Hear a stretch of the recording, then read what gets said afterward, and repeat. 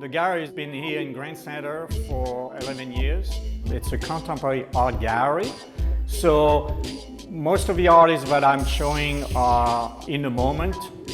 They're doing work that deals with issues of current events and social issues.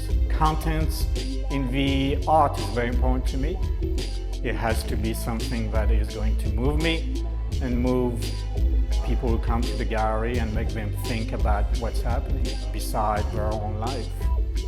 Charles Reay, better known as Chip Reay, the work he does is very influenced by the Dadaist. His work is more about surprising you, challenging you.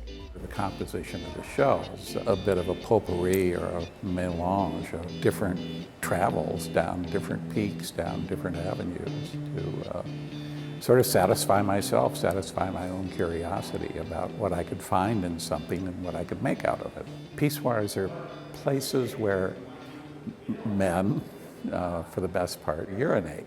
Little public toilets, but they were all over Paris at one time.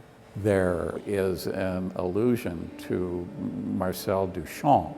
Much of the show is Dada related, and Duchamp was one of the gods of Dada. Dada was an anti-art movement that formed in Zurich in the early 1900s. The guitar series came out of a curiosity of what would the collages of Picasso and Braque, what might they have been had the guitars they were dealing with were the electric guitars, the Telecasters and Stratocasters. And Dada pictures began with a group photograph of the Dadaists. I put these strips of paper saying da da da da da da da da da, which, you know, there was a cacophony to Dada poetry and Dada theater.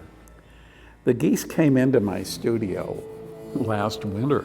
I found the geese and I would have them all over the place, you know, kind of wandering around.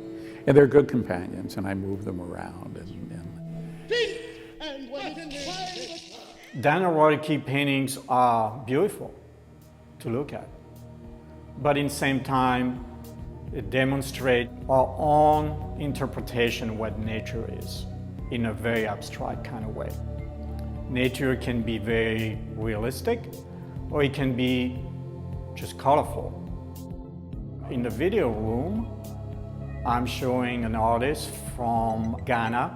She lives in St. Louis, studying in St. Louis. At the Bruno David Gallery, I am showing 3 videos from my series, Africa Clothe Me Bare. It's an ongoing series I started in 2015 where I'm clothing and unclothing nude female sculptures that I find in Western countries specifically. I started this project when I went to a fabric shop here in the US, and I found these fabrics that were labeled as relating to Africa when in actual sense these fabrics were as foreign to me as it was to any Westerner.